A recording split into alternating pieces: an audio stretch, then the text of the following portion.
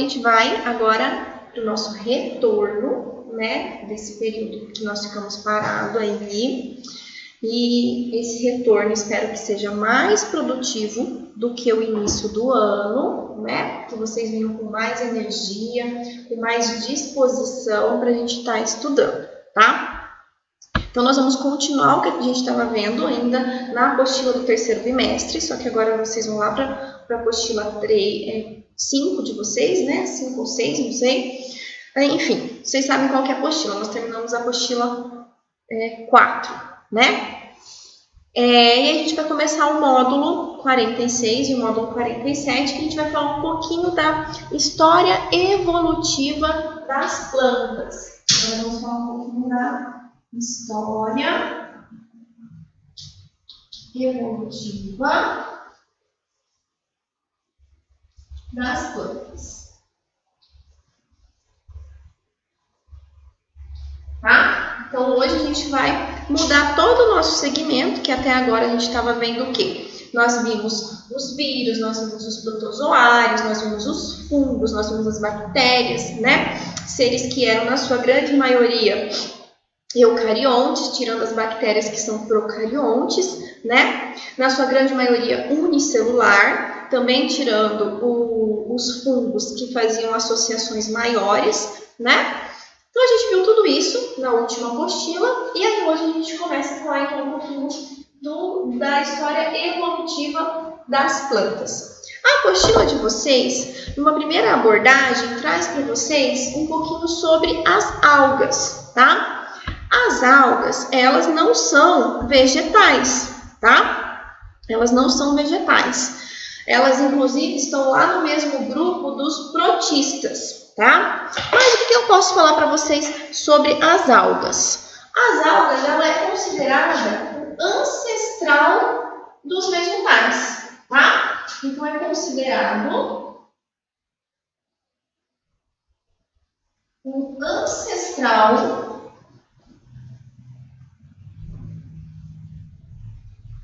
dos vegetais.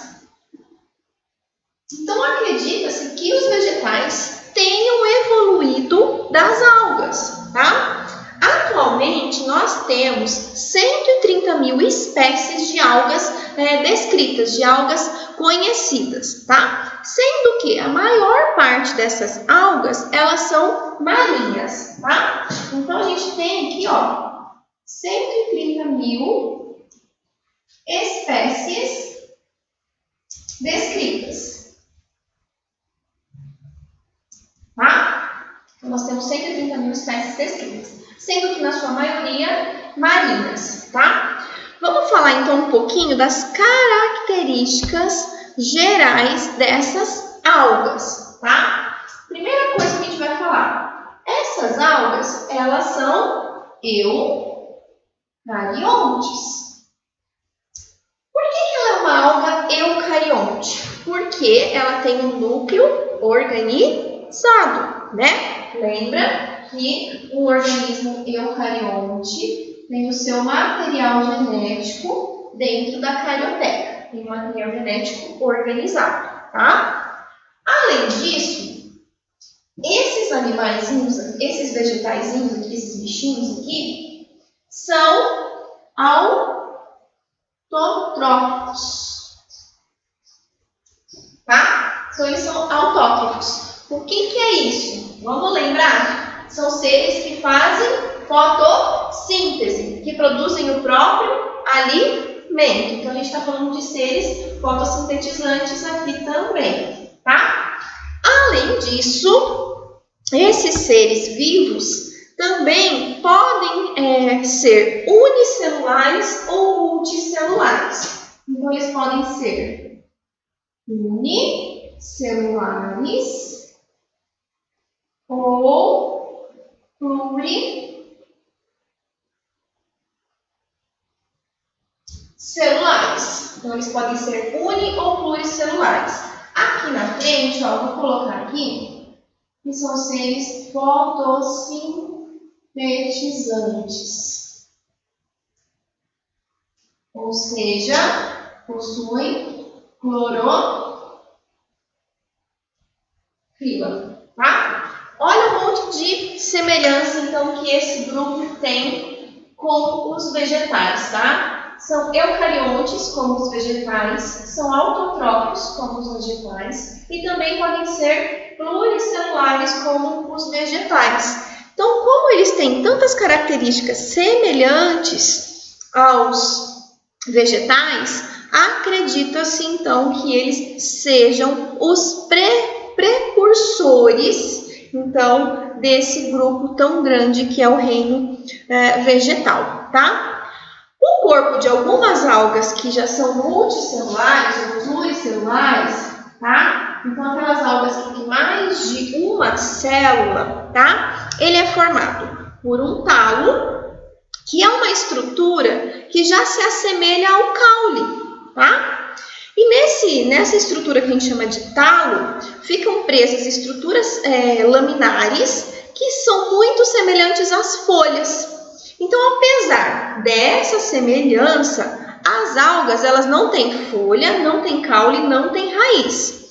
Mas são organismos que se assemelham muito às plantas, tá? As algas elas podem ser encontradas tanto em ambientes ducícolas, que são ambientes de água doce, ou em ambientes marinhos, que são ambientes de água salgada. Também podemos encontrar algas em superfícies úmidas, tá? Como regiões que tem bastante limo, nos ralos das pias, tá? Então, essas regiões a gente consegue encontrar as algas. Uma coisa que é importante vocês saberem é uma associação que esse vegetal faz, uma associação muito importante e muito conhecida, que nós chamamos de líquens. Essa associação, no meu ponto de vista, é a associação mais importante que a gente tem, tá? Então, aqui a gente tem os líquens. O que são os líquens, tá? São as associações que acontecem entre um grupo de fungos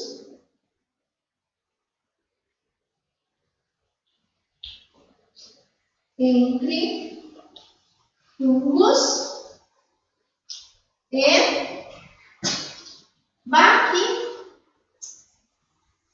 entre os fungos e as algas.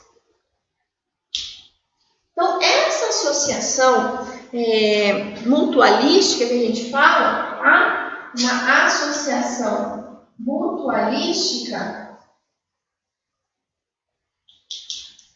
é uma associação benéfica tanto para os fungos quanto para as algas, tá? Por quê? Quando essas algas e esses fungos estão associados, o fungo ele garante a umidade necessária para a sobrevivência da alga. Então, o fungo ele faz o quê? O fungo ele fornece substrato para a alga. Fornece substrato para a alga, tá? Em contrapartida, o que acontece? A alga produz alimento para os dois, tanto para ela mesma quanto para o fungo, através da fotossíntese, tá? Então, a alga produz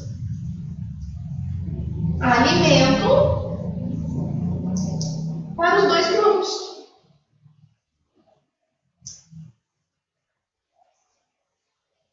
Ok? Então, ela produz o alimento tanto para o fungo quanto para ela pelo processo que chamamos de fotossíntese. Ok? Então, o que a gente tem aí de importância, então? Essa associação aqui entre fungos e algas faz com que os dois se beneficiem. E onde que a gente encontra mais líquens? Principalmente em regiões que vai começar um ecossistema. Então, se é uma região que foi totalmente desmatada, que tem um solo pobre, não tem vegetação, esses são os primeiros a chegar lá. São espécies que a gente chama de espécies pioneiras, tá? As algas também podem apresentar uma grande importância econômica, tá? Porque elas são muito empregadas na alimentação humana, principalmente na indústria japonesa. Mas também nós temos substâncias químicas que são extraídas dela para fazer também medicamentos, para fazer cosméticos, tá? Quanto à classificação dessas algas, nós temos aí alguns tipos de algas e elas vão apresentar uma reserva de clorofila diferente uma das outras, tá? A primeira alga que nós temos, que traz aí para vocês na apostila, são o que a gente chama de algas pardas. Essas algas pardas, elas são pluricelulares, tá? Então, vou colocar aqui a classificação, para vocês não irem se perdendo e já ir fazendo o resuminho de vocês, tá bom? Vou colocar aqui a classificação das algas.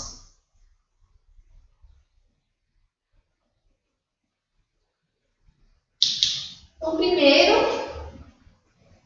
algas pardas.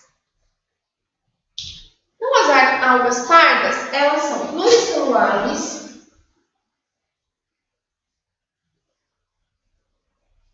e marinhas.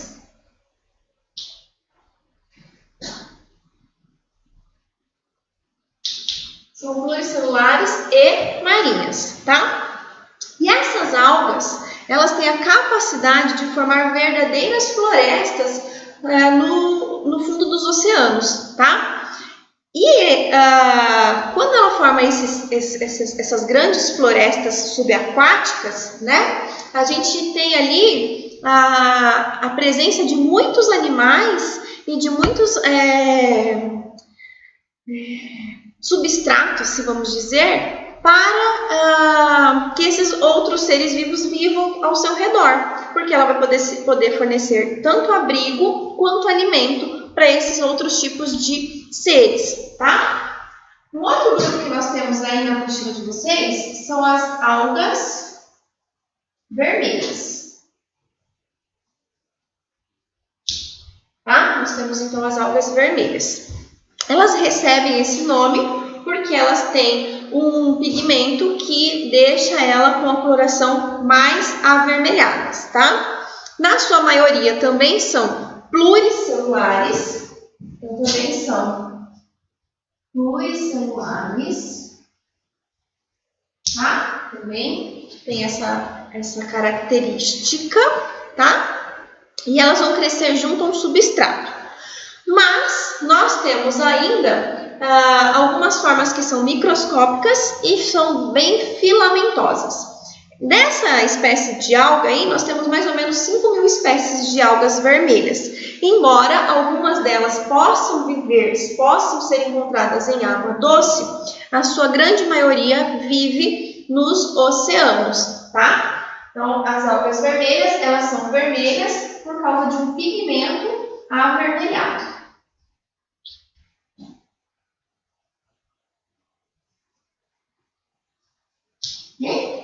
Depois, nós temos as algas douradas.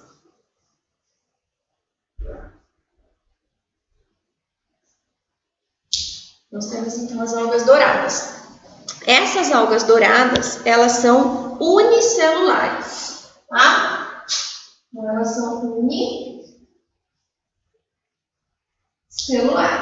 Elas podem viver tanto em ambiente de água doce, quanto em ambientes marinhos, tá? Então, elas podem viver tanto em ambientes com água doce, quanto em ambiente de água marinha.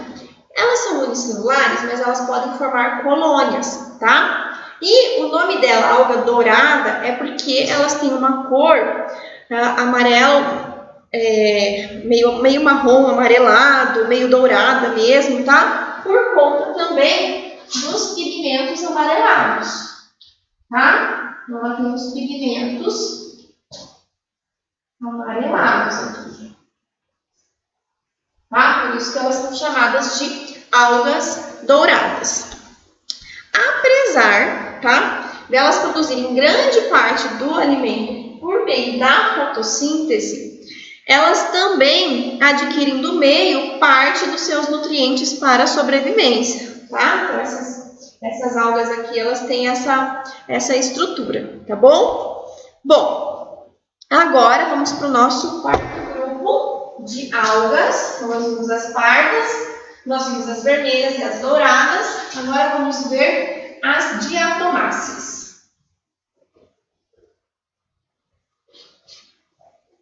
Vamos lá.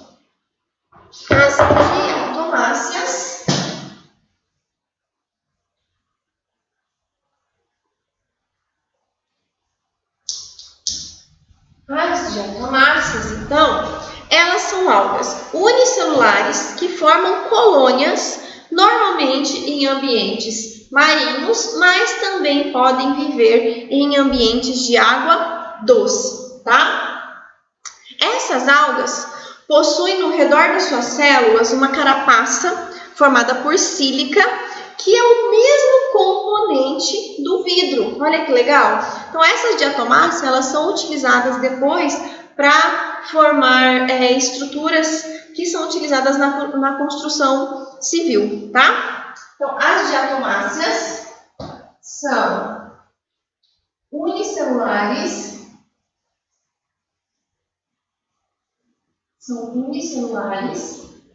Podendo formar colônias, tá? Então, elas podem formar colônias. Elas produzem grande quantidade de oxigênio. Então, são grandes produtores de oxigênio. E elas possuem uma carapaça de sílica em suas células. Que legal, né? Aí, nós temos o quinto grupo, que são os dinoflagelados.